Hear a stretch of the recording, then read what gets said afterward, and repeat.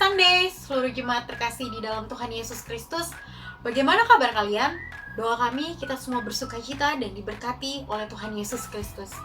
Saya sangat senang dapat berjumpa kembali dengan Bapak Ibu pada kesempatan ibadah online Zion Church of Christ hari ini. Sepanjang bulan Juli ini, kita akan belajar mengenai excellent, yang merupakan salah satu nilai dari Zion Church of Christ. Kita akan belajar bagaimana mengembangkan potensi yang ada dalam diri kita untuk dapat memberikan yang terbaik bagi lingkungan dan orang sekitar kita. Mari sama-sama kita mempersiapkan hati kita untuk masuk dalam pujian dan penyembahan. Selamat beribadah, Tuhan Yesus memberkati.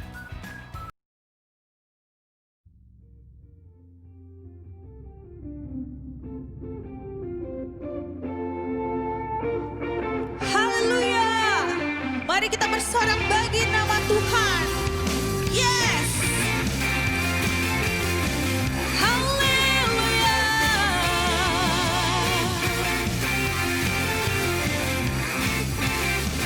Namanya Tuhanku, menara yang teguh, kota benteng perlindunganku,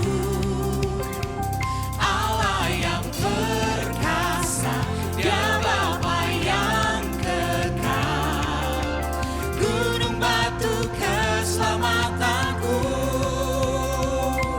Engkau yang termulia di bumi di surga, termasyur perkasa selamanya.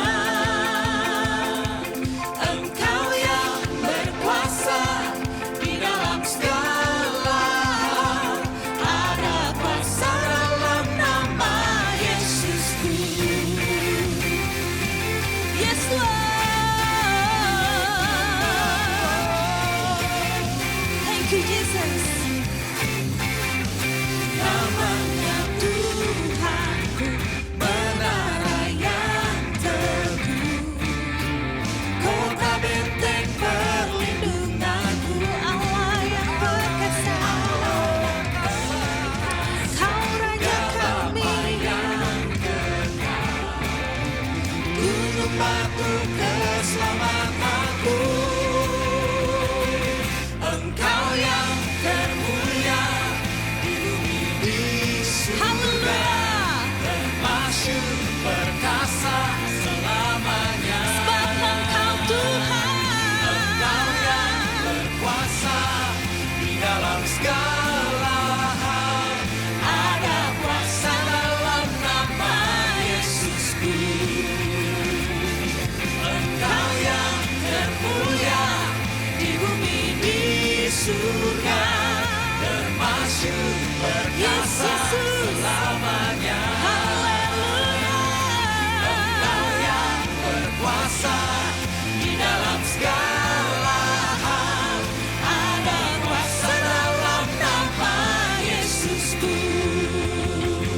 Sebab Engkaulah Tuhan, Kau nama di atas segala nama Tuhan Yesus. Kau Raja di atas segala raja.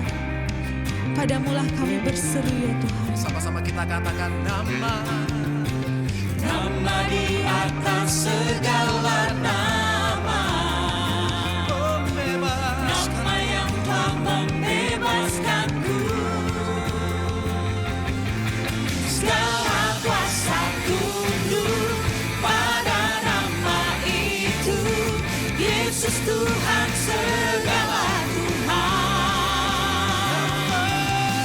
nama di atas segala nama. Yes Lord, nama yang telah membebaskanku.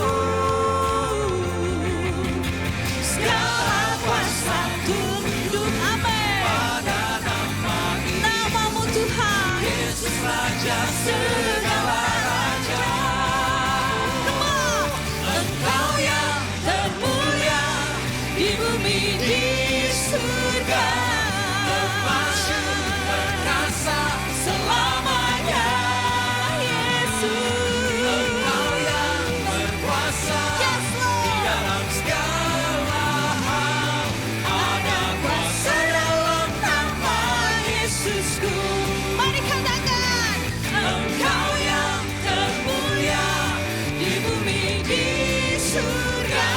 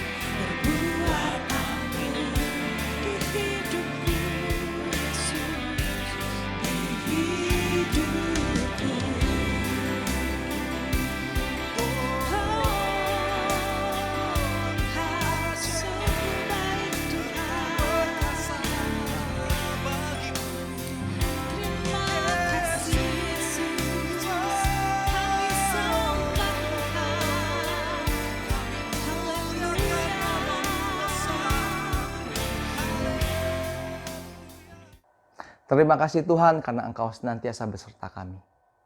Engkau ada di dalam kami. Dan tidak ada satupun yang sanggup memisahkan kami dari kasih-Mu. Saat ini saya mengundang jemaat Tuhan untuk bersatu hati untuk beberapa pokok doa yang dituliskan oleh saudara kita. Mari kita berdoa. Tuhan, kami bersyukur atas kebaikan-Mu. Dan kami mau menyerahkan doa ini Tuhan. Untuk saudara kami yang memiliki kerinduan pemulihan hubungan dalam keluarga. Engkau yang pulihkan keluarga ini Tuhan. Dan Engkau pakai keluarga ini sesuai dengan kehendak-Mu. Buat yang mencari pekerjaan tetap, kami percaya Tuhan, Engkau yang siapkan pekerjaan buat anak-Mu ini. Dan sekali Engkau membuka jalan, tidak ada yang bisa menutupnya.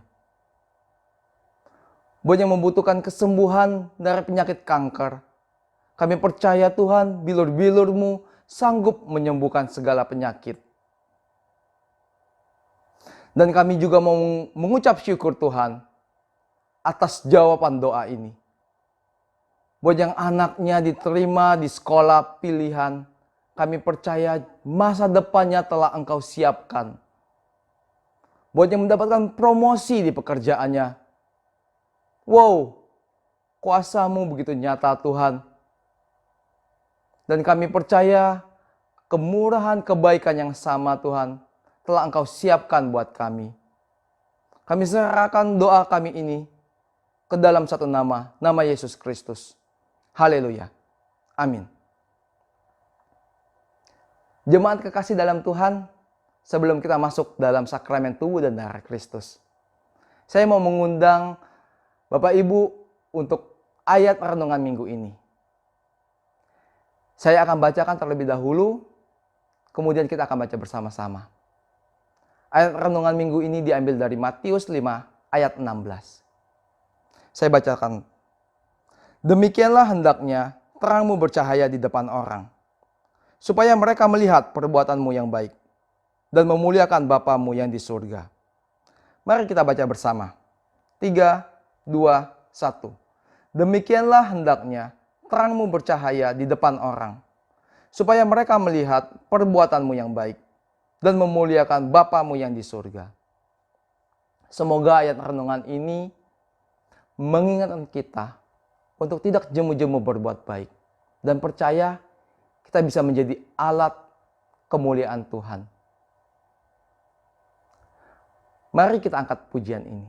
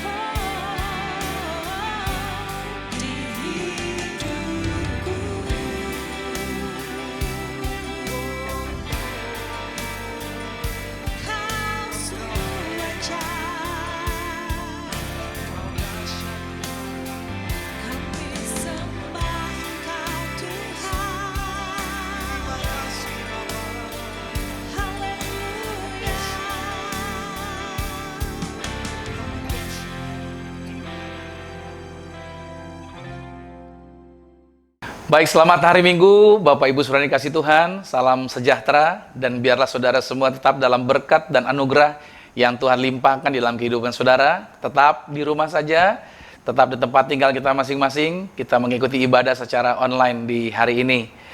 Baik, di hari Minggu ini saudara dikasih Tuhan, tentunya sebelum kita masuk di dalam kebenaran firman Tuhan, kita akan terlebih dahulu, yaitu bersatu di dalam tubuh dan darah Tuhan Yesus Kristus.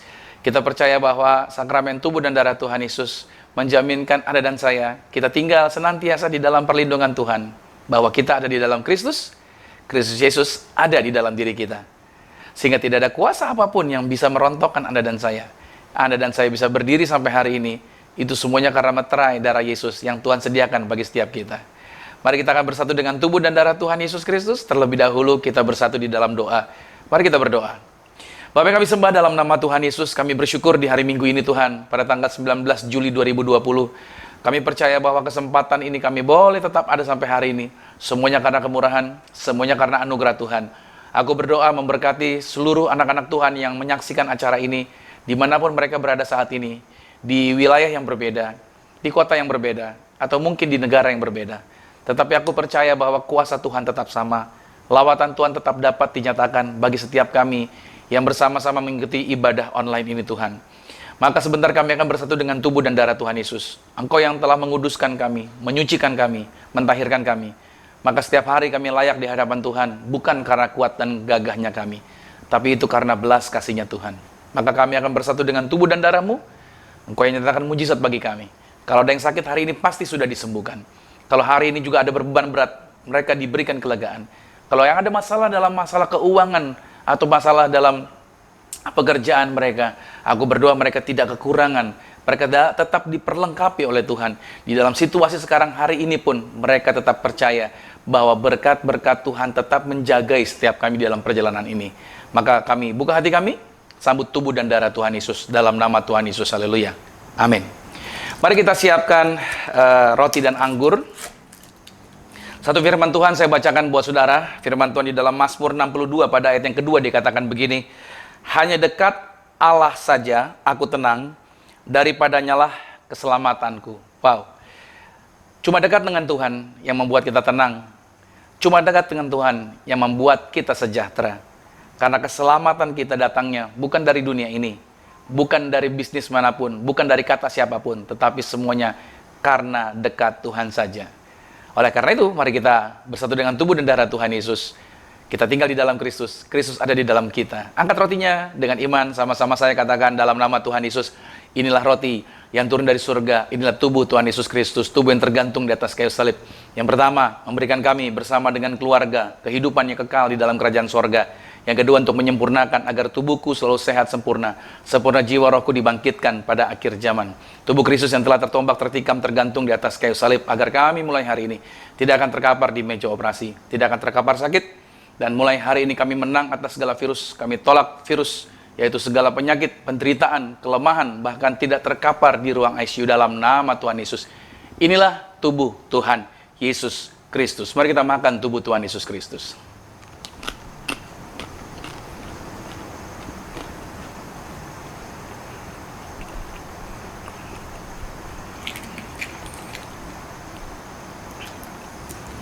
Kita juga mau mengangkat, yaitu anggur ini. Begitu kita mengangkat, kita memperkatakan bahwa ini adalah darah Yesus. Mari bersama-sama dengan saya katakan, dalam nama Tuhan Yesus, inilah darah Tuhan Yesus Kristus, darah yang tercurah, darah yang tertumpah di atas kayu salib, sebagai perjanjian yang baru dan yang kekal. Maka mulai hari ini bersama keluarga, kami saling mengasihi, mengampuni. Kasih mula-mula senantiasa ada di dalam keluarga kami. Dan kami bersama keluarga dimeteraikan menjadi warga sorga. Kami percaya punya rumah di sorga. Kami percaya punya rumah di bumi. Kami tidak akan mengembara. Dimanapun kami berada melangkah, dijagai pasukan malaikat. Aku tolak segala kuasa gelap. Aku tolak segala kuasa setan, roh jahat. Segala bentuk sakit penyakit, virus mematikan, virus berbahaya, COVID-19, atau virus corona. Kami halau, tidak berkuasa atas kami. Karena kami percaya darah Yesus menguduskan kami, memagari kami, memproteksi kami, melindungi kami. Maka apa saja yang kami pegang, apa saja yang kami kerjakan, dibuat Tuhan pasti berhasil. Dalam nama Tuhan Yesus, inilah darah Yesus Kristus. Mari kita minum darah Tuhan Yesus Kristus.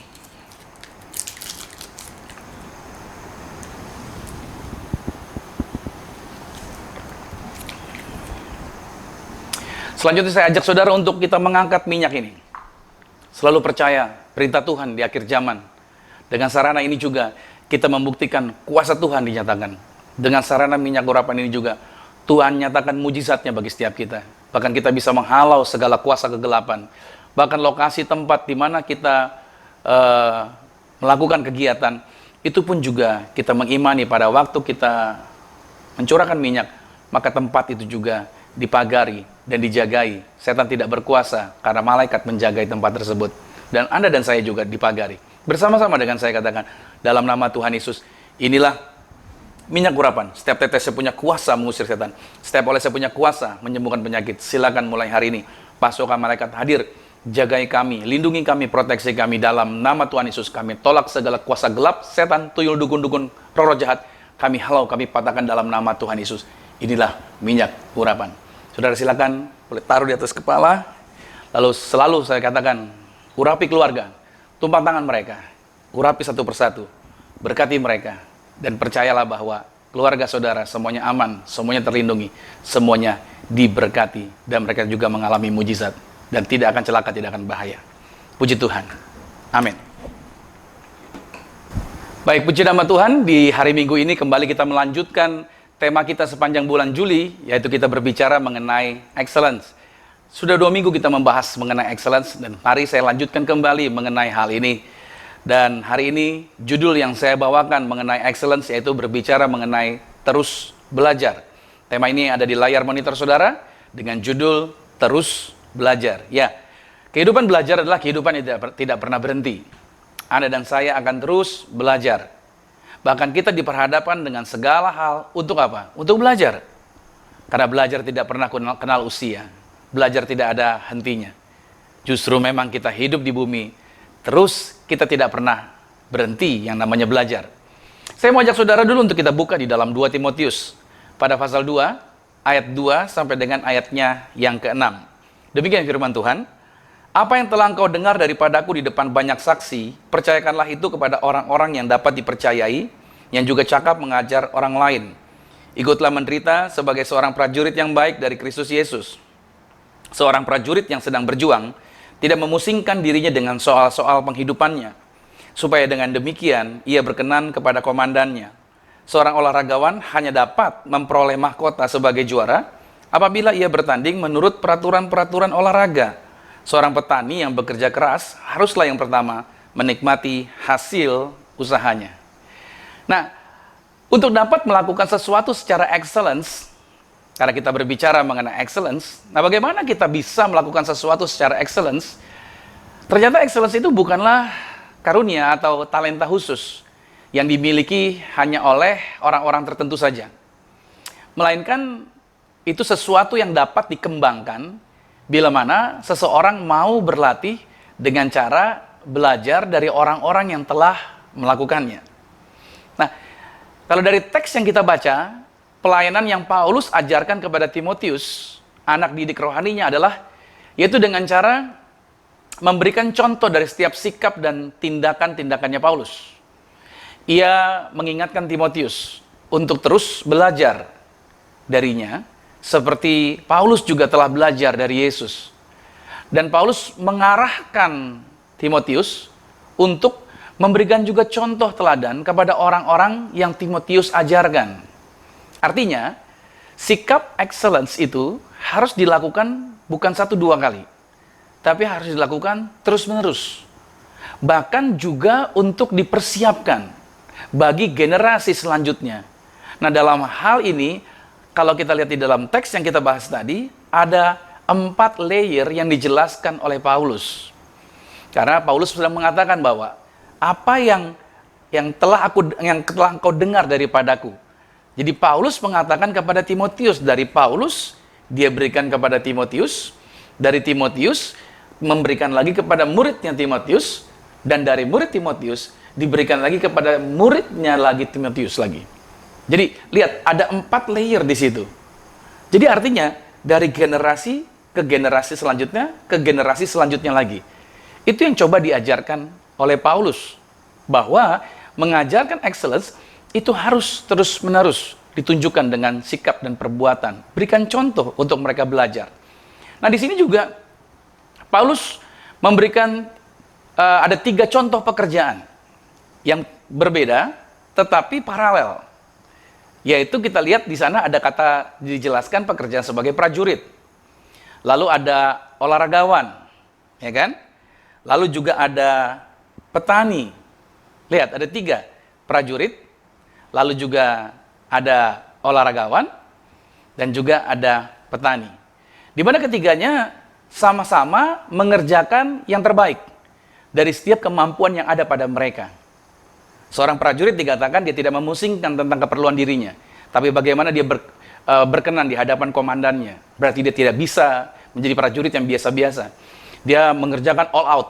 Apa yang ada pada dia, itu yang dia kerjakan sepenuhnya. Seorang olahragawan juga kalau mau jadi juara, dia harus all out. Latihannya, mengikuti peraturan yang ada. Karena kalau dia bertanding tidak mengikuti peraturan, dia bisa didiskualifikasi. Seorang petani juga memperhitungkan ketika dia mau menanamnya, apa yang harus dia lihat, apa yang harus dia persiapkan, bahkan bagaimana cara merawat setelah dia menanam bibitnya. Ya, saudara bisa lihat di sini, 3 pekerjaan orang-orang ini mereka melakukannya tidak biasa, tapi mereka melakukannya dengan yang terbaik. Nah, di dalam teks yang lain juga Paulus menuliskan, yaitu mengenai perjuangannya sebagai seorang penginjil. Dan Paulus mengumpamakan dirinya dengan atlet pelari cepat yang berusaha menjadi juara di dalam pertandingan lari untuk memperoleh mahkota yang fana. Coba kita lihat sebentar di dalam 1 Korintus pada pasal 9 ayat yang ke-23 sampai dengan ayatnya yang ke-27. Dikatakan begini, segala sesuatu ini aku lakukan karena Injil, supaya aku mendapat bagian dalamnya. Tidak tahukah kamu bahwa dalam gelanggang pertandingan semua peserta turut berlari, tetapi bahwa hanya 1 orang saja yang mendapat hadiah? Karena itu, larilah begitu rupa, sehingga kamu memperolehnya. Tiap-tiap orang yang turut mengambil bagian dalam pertandingan, menguasai dirinya dalam segala hal. Mereka berbuat demikian untuk memperoleh suatu mahkota yang fana, tetapi kita untuk memperoleh suatu mahkota yang abadi. Sebab itu aku tidak berlari tanpa tujuan, dan aku bukan petinju yang sembarangan saja memukul, tetapi aku melatih tubuhku dan menguasainya seluruhnya, supaya sesudah memberitakan Injil kepada orang lain, jangan aku sendiri ditolak. Ada tujuan yang hendak dicapai oleh Paulus. Ada titik fokus yang menjadi arahannya. Nah, inilah yang membuat Paulus melatih dirinya, mengembangkan sepenuhnya, serta mau terus-menerus melakukan yang terbaik dalam hidupnya yang sementara ini. Itu yang dikerjakan oleh Paulus. Dengan petunjuk firman Tuhan ini tentunya kita semua sebagai anak-anak Tuhan seharusnya juga terdorong untuk mau melakukan yang terbaik. Sebagaimana Paulus menyadari, Tuhan telah memberikan yang terbaik bagi diri dia. Dia melakukan yang segala sesuatu juga dengan yang terbaik. Bahwa Tuhan sudah terlebih dahulu juga melakukan yang terbaik bagi setiap kita. Maka untuk dapat melakukan yang terbaik, kita harusnya belajar dari mereka yang juga melakukan yang terbaik dalam kehidupan mereka. Dan Yesus memberikan petunjuk ini. Yesus menunjukkan juga sikap mau belajar, bahwa itu seperti seorang yang haus dan lapar akan kebenaran, serta berketetapan untuk selalu mau datang lagi kepada Tuhan. Di dalam Matius 5 pada ayat yang ke-6 dikatakan begini, berbahagialah orang yang lapar dan haus akan kebenaran, karena mereka akan dipuaskan. Yohanes 6 ayat 35 juga dikatakan begini, kata Yesus kepada mereka, akulah roti hidup. Barang siapa datang kepadaku, ia tidak akan lapar lagi, dan barang siapa percaya kepadaku, ia tidak akan haus lagi. Saudara, sikap excellence akan selalu terhubung dengan keinginan, yaitu keinginan untuk terus mau belajar. Jadi saudara, tidak ada kata yang namanya berhenti untuk belajar. Itulah sebabnya excellence tidak dimiliki oleh orang-orang tertentu. Semua orang bisa melakukan yang excellence ketika dia punya kerinduan untuk mau belajar.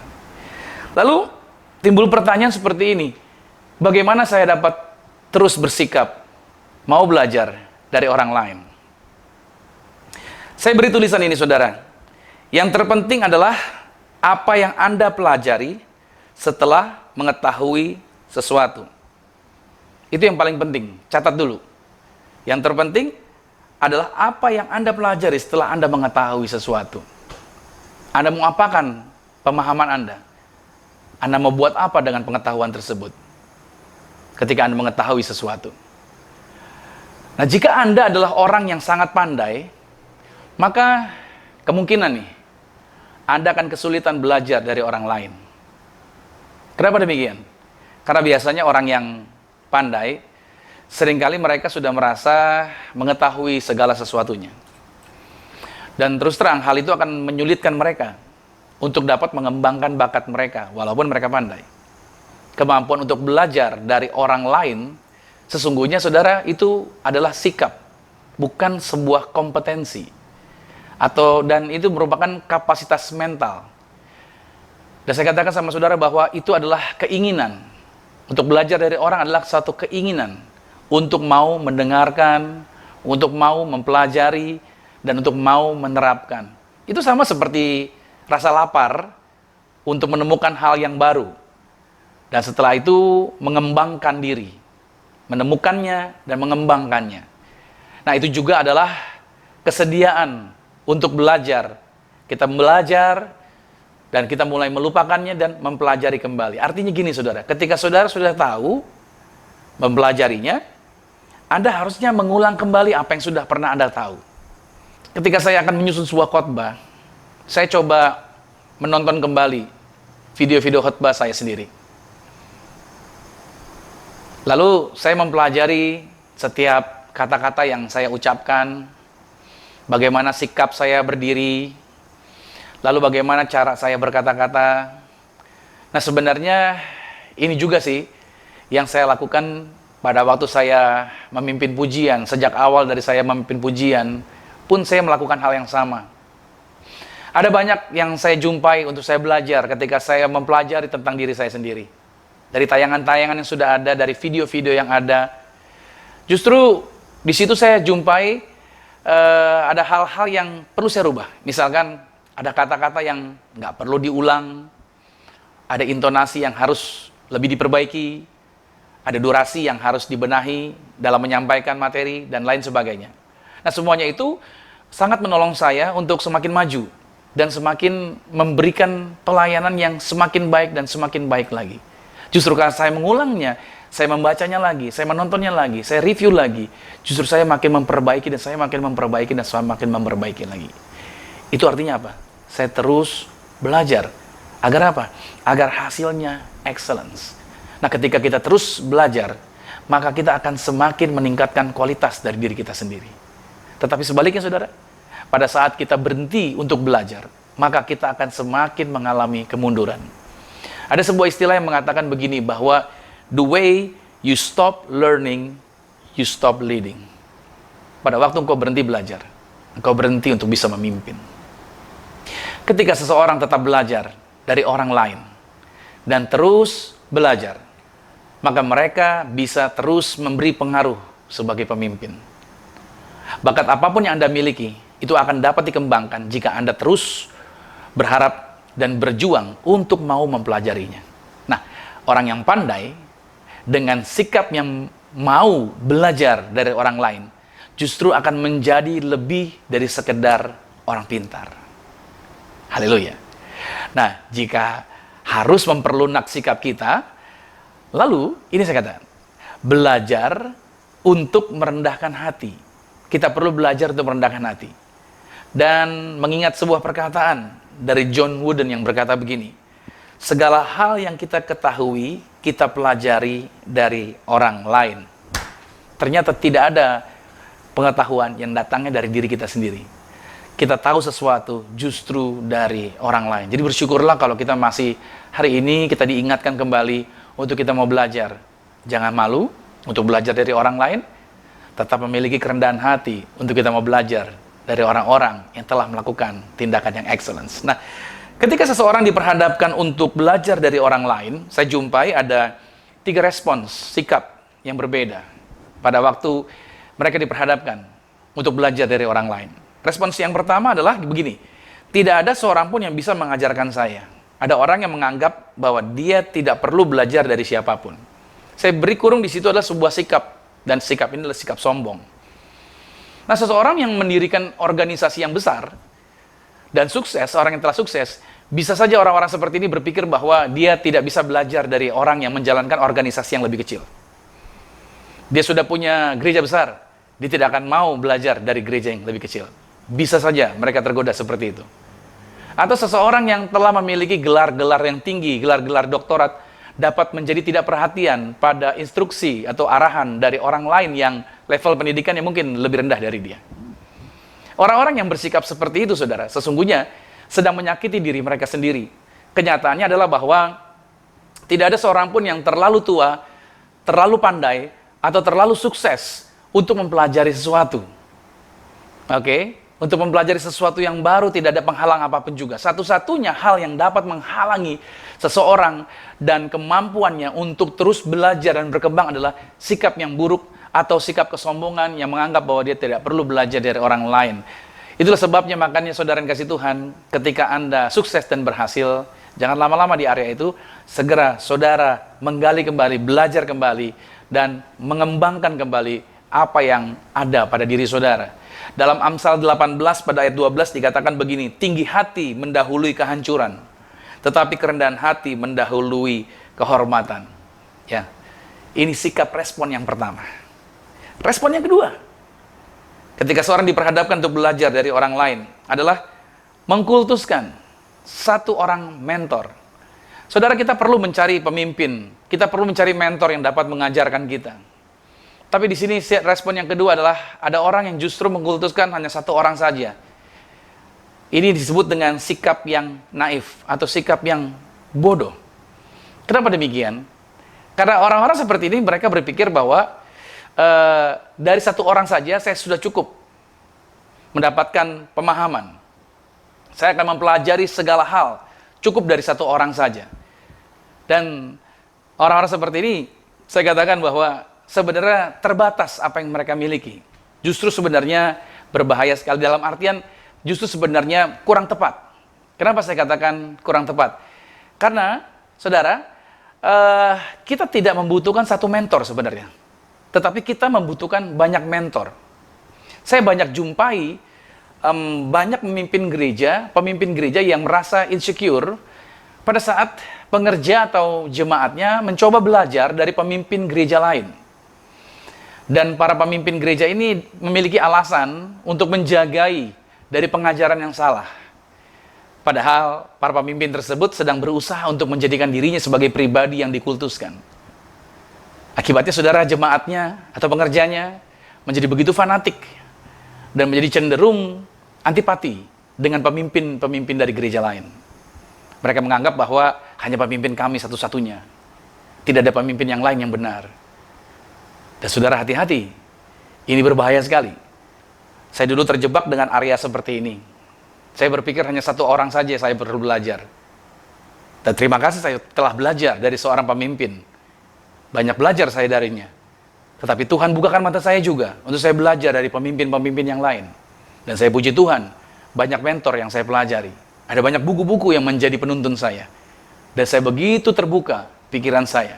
Saya melihat dan saya belajar dari banyak para pemimpin yang berbeda-beda, begitu banyaknya. Luar biasa. Saya jadi makin kaya di dalam pemahaman dan pengetahuan. Oleh sebab itu di gereja kami, saudara, saya mengingatkan kepada jemaat agar juga mau belajar dari pemimpin yang lain. Tujuannya agar apa? Agar wawasan mereka menjadi luas. Dan satu hal lagi, mereka jadi punya hati yang besar untuk apa? Untuk berani mengakui keunggulan orang lain. Nah, itu dia. Jadi kita belajar, kalau lihat orang lain bagus, kita bisa berkata, good, pemimpin itu hebat, orang itu luar biasa. Jangan pernah merasa bahwa hanya kita yang number one, hanya kita yang paling besar. Tidak. Maka dari itu, hati-hati, makanya saya katakan, kita perlu belajar dari banyak orang. Tidak mengkultuskan, ya kan? Satu orang saja. Tapi kita perlu banyak pemimpin, kita perlu belajar. It's okay. Anda perlu belajar, lihat. Nggak perlu harus dengerin Romi terus. Dalam artian, saudara-saudara dengar saya hari Minggu ini. Silakan kalau saudara mau jalan-jalan, sekarang justru saatnya saudara banyak jalan-jalan kan dengan media seperti ini. Anda bisa putar di tayangan yang berbeda, di siaran yang lain. Anda mau tahu bagaimana pengajaran. It's okay, nggak apa-apa. Itu akan memperkaya konsep berpikir Anda. Dalam Lukas pada pasal yang ke-16, ayat yang ke-8 dikatakan begini, lalu Tuhan itu memuji bendahara yang tidak jujur itu, karena ia telah bertindak dengan cerdik, sebab anak-anak dunia ini lebih cerdik terhadap sesamanya daripada anak-anak terang. Perhatikan kata-kata ayat ini. Seringkali saking fanatiknya orang-orang gereja, akhirnya apa? Dapat dibodohi. Akhirnya apa? Tidak bisa mengikuti perkembangan zaman. Karena mereka terarah hanya kepada satu jurusan, dalam artian hanya itu saja mereka. Makanya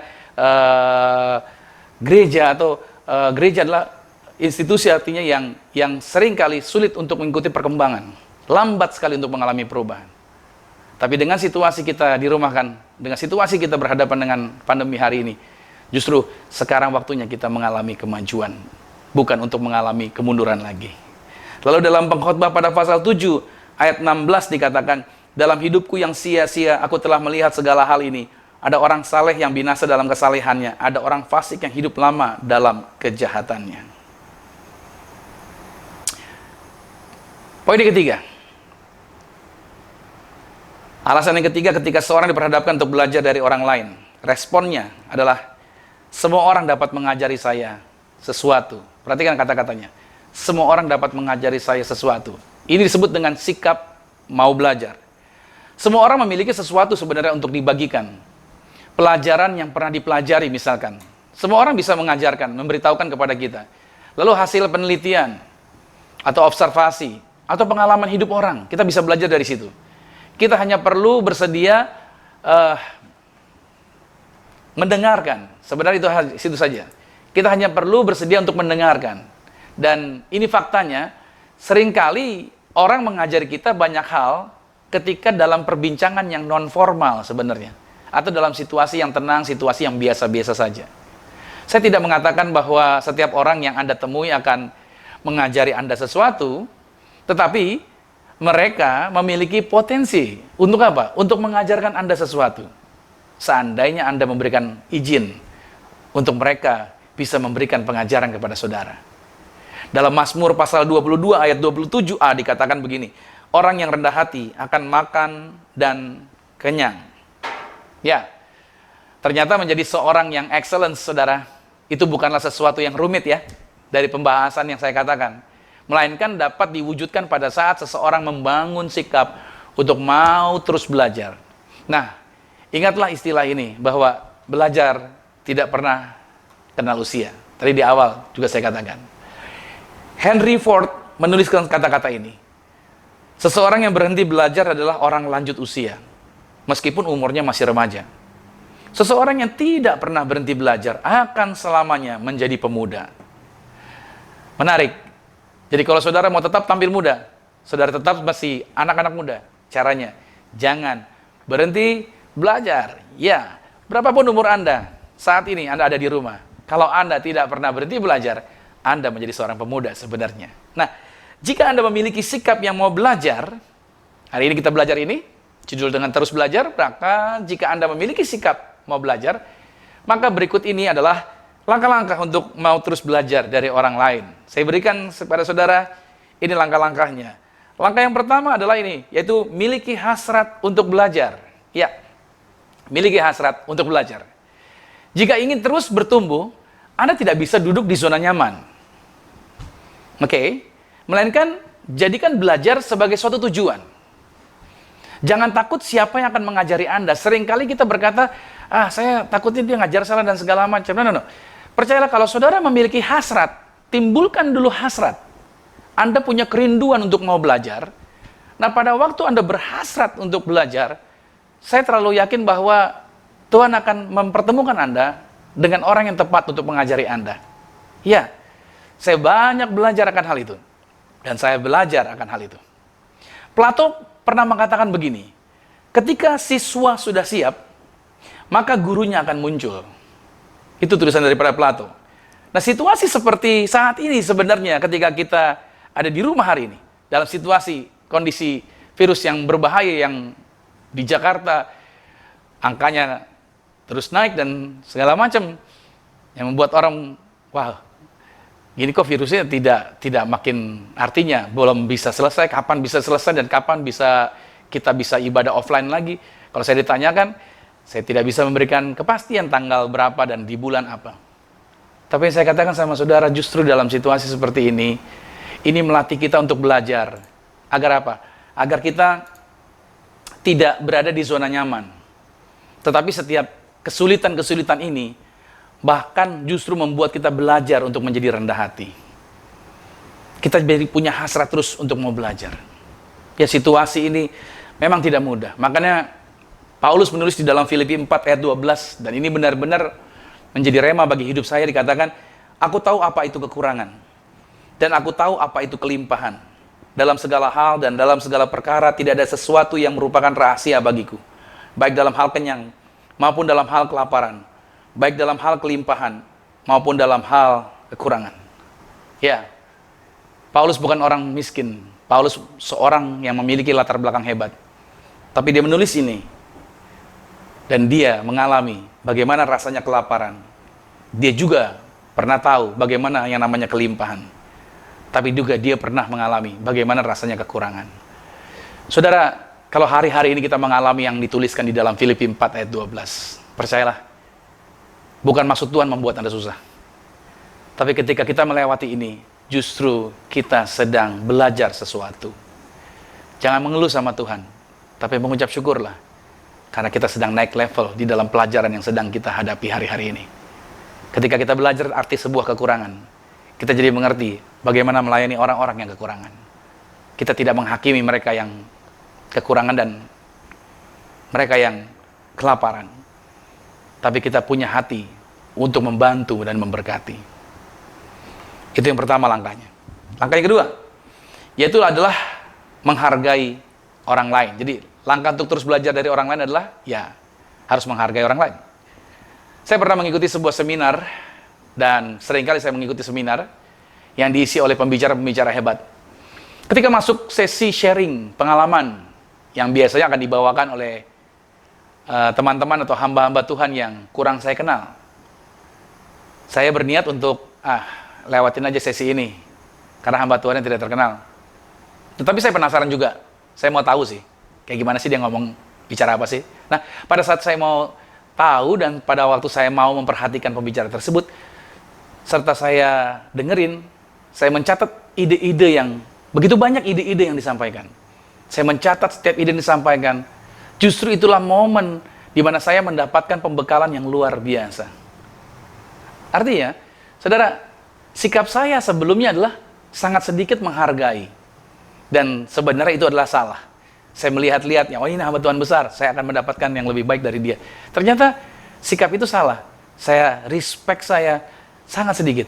Tapi justru ketika saya belajar, oh iya ya, ketika kita mau membuka hati, ketika kita mau menghargai orang lain, menghargai siapa yang ada di depan, justru kita dapat belajar lebih banyak lagi. Karena saudara, orang tidak belajar dari orang lain yang tidak mereka hargai. Anda tidak bisa belajar dari orang yang saudara tidak hargai. Mau guru Anda sehebat apapun, kalau Anda tidak menghargai, Anda tidak akan pernah bisa mau belajar dari orang tersebut. Ada sebuah kata-kata yang guru saya katakan, jangan benci pelajarannya, tapi bencilah gurunya aja. Kalau kamu kesel, jangan keselin pelajarannya, tapi kesel sama gurunya. Tapi sebenarnya kata-kata itu dulu saya pikir benar, tapi enggak loh. Kalau saya nggak menghargai gurunya, bagaimana saya bisa belajar sesuatu dari pelajaran tersebut? Artinya saudara, kita harus belajar untuk menghargai orang tersebut. Maka kita akan banyak belajar sesuatu.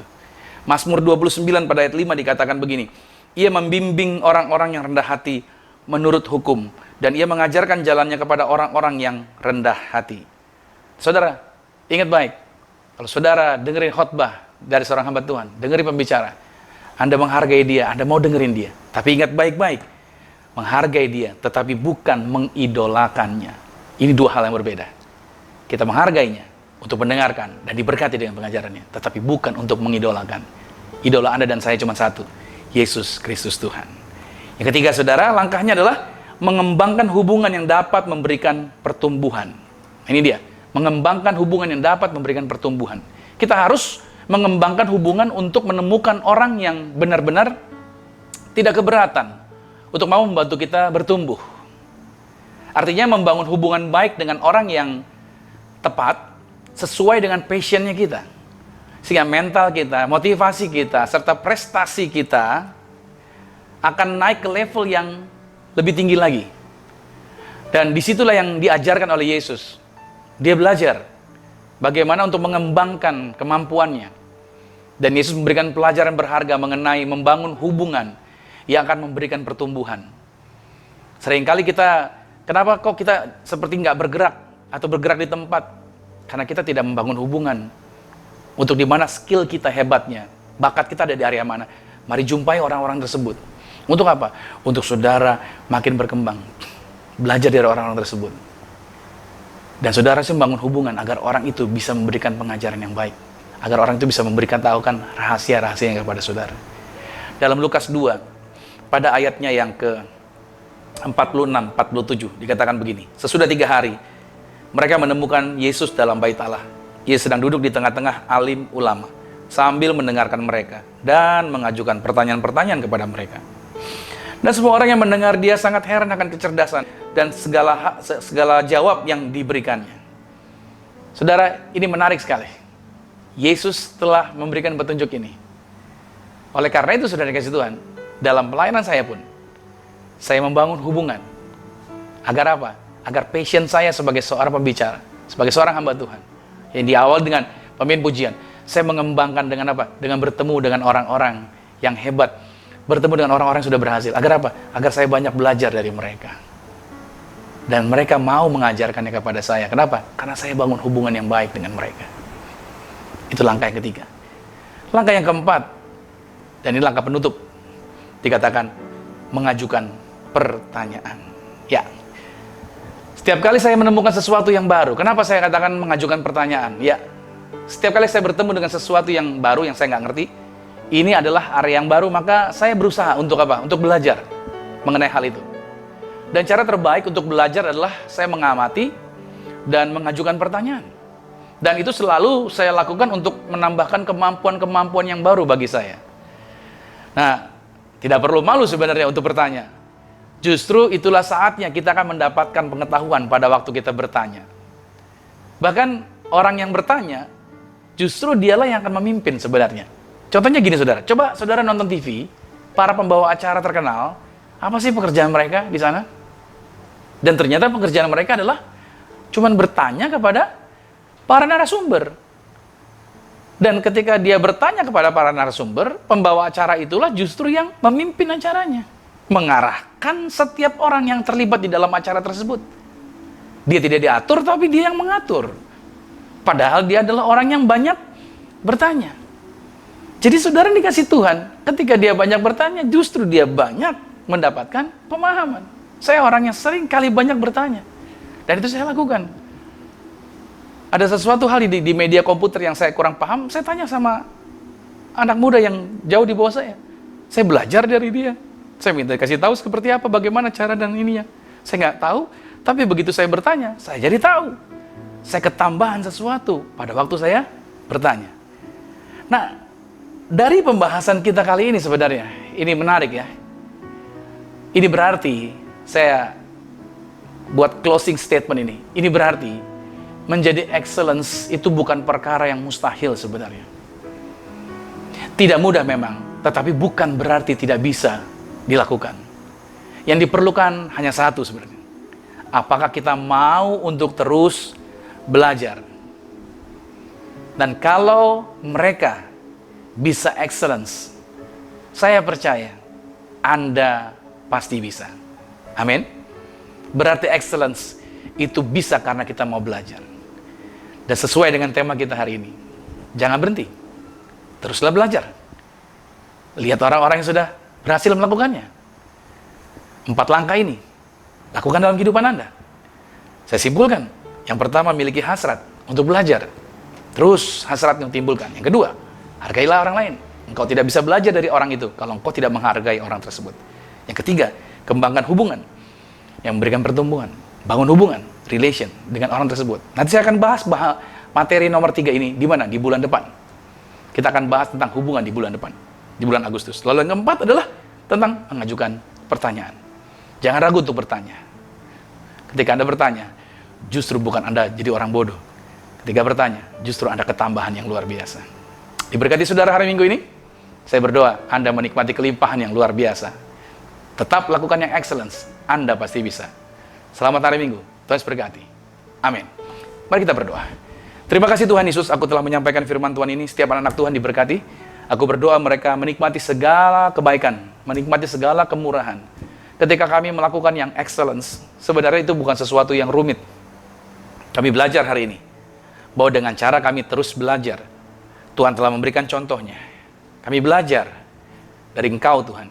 Dan kami juga melihat contohnya dari orang-orang yang juga melakukan yang excellence. Maka biarlah setiap anak-anak Tuhan terus mengembangkan apa yang ada pada diri mereka. Kami percaya Tuhan, apa yang kami terima di hari Minggu ini, kami akan berubah dalam kehidupan kami. Langkah-langkah kami tidak menjadi langkah yang biasa, tapi langkah-langkah kami mau melakukan yang luar biasa. Dan kami bukan lagi menjadi orang-orang yang berkata bahwa kami sudah tahu segala sesuatunya, bukan. Tapi kami menjadi orang yang mau belajar mendengarkan. Tidak kebetulan kalau Tuhan ciptakan telinga dua, mulut satu, artinya lebih banyak kami untuk mendengar. Dan itu akan memberikan masukan yang luar biasa bagi kami. Aku berdoa tutup bungkus setiap anak-anak Tuhan. Proteksi selalu mereka, bahagia selalu mereka bersama dengan keluarganya. Dalam masa seperti hari ini mereka tetap sehat, tidak ada seorang pun yang sakit. Mereka menang atas segala virus. Kalau mereka sedang sakit hari ini, aku berdoa mereka sembuh oleh darah Yesus sudah disembuhkan. Kami juga berdoa di tangan-tangan mereka ada berkat. Apa yang mereka pegang kerjakan juga diberkati berhasil. Apa juga proyek-proyek mereka di bulan Agustus ataupun juga di bulan Juli ini. Mereka akan menikmati berkat yang luar biasa. Keberhasilan ada di tangan mereka. Dan mereka tetap tenang, karena hanya dekat Tuhan saja kami bisa merasakan ketenangan. Justru dengan ketenangan, kami bisa berpikir yang matang. Kami bisa berpikir yang baik. Terima kasih Tuhan Yesus. Aku juga berdoa buat bangsa ini, berkati pemerintahan dari pusat sampai daerah. Kepala-kepala daerahnya diberkati. Kota-kota kami juga diberkati. Lingkungan kami juga diberkati. Keluarga kami masing-masing juga diberkati Tuhan. Dan aku berdoa bangsa ini diberkati dari Papua sampai dengan Aceh. Lawatan Tuhan ada atas Indonesia. Indonesia berkemenangan. Indonesia maju. Indonesia luar biasa. Indonesia diberkati Tuhan. Kami memberkati bangsa ini. Kami memberkati Indonesia menjadi negara yang luar biasa. Damailah bangsa kami. Tenanglah bangsa kami. Bisa melewati situasi pandemi ini. Dan tidak akan lemah. Tetapi justru semakin dikuatkan dan menjadi hebat. Terima kasih Tuhan Yesus. Aku berdoa juga memberkati tangan-tangan yang sudah memberikan berkat. Yaitu membantu di dalam pelayanan gereja kami, Zion Church of Christ. Berkat tangan-tangan mereka tidak pernah kekurangan. Apa yang mereka korbankan diberkati lipat kali. Bahkan ratusan kali ganda. Terima kasih Tuhan Yesus buat siaran-siaran Tuhan percayakan. Dan biarlah melalui siaran online ini, dimanapun mereka berada, semuanya dijangkau, semuanya dijamah, semuanya dilawat, semuanya diberkati Tuhan. Kehidupan mereka diubahkan oleh Tuhan. Terima kasih Bapak. Dan saatnya kami akan menerima berkat Tuhan. Dan kami percaya berkat-berkat Tuhan senantiasa berkelimpahan bagi kehidupan kami. Kekasih Kristus, arahkan hati dan aminkan setiap berkat ini. Diberkatilah engkau di dalam usahamu, diberkatilah engkau dalam pekerjaanmu, diberkatilah engkau di dalam studi sekolah kuliahmu, dan diberkatilah engkau di dalam pelayananmu. Apapun yang kau pegang kerjakan di dalam kekudusan, ingatlah perkara ini. Tuhan Yesus Kristus pasti buat kau berhasil. Diangkat Tuhan kau naik ke atas, bukan turun, jadi kepala bukan ekor. Aku berdoa sepanjang minggu, bulan, bahkan tahun ini merupakan minggu bulan tahun yang penuh berkat. Sehingga siapapun tinggal dengan kau pasti diberkati. Keluargamu diberkati, orang tuamu diberkati, saudara-saudarimu diberkati, rumah tanggamu berbahagia. Maka terimalah berkat anugerah dari Bapa di surga, cinta kasih di dalam Yesus Kristus, kekuatan penghiburan di dalam kuasa Roh Kudus, menyertai mengurapi setiap kita mulai saat ini, sampai Tuhan datang menjemput Anda dan saya, keluargamu dan keluarga aku, kita semua sama-sama menjadi warga kerajaan surga. Yang percaya sama-sama katakan, amin. Haleluya. Puji nama Tuhan. Dan diberkatilah saudara di hari Minggu ini. Sampai jumpa lagi minggu depan di dalam ibadah siaran online kita hari Minggu.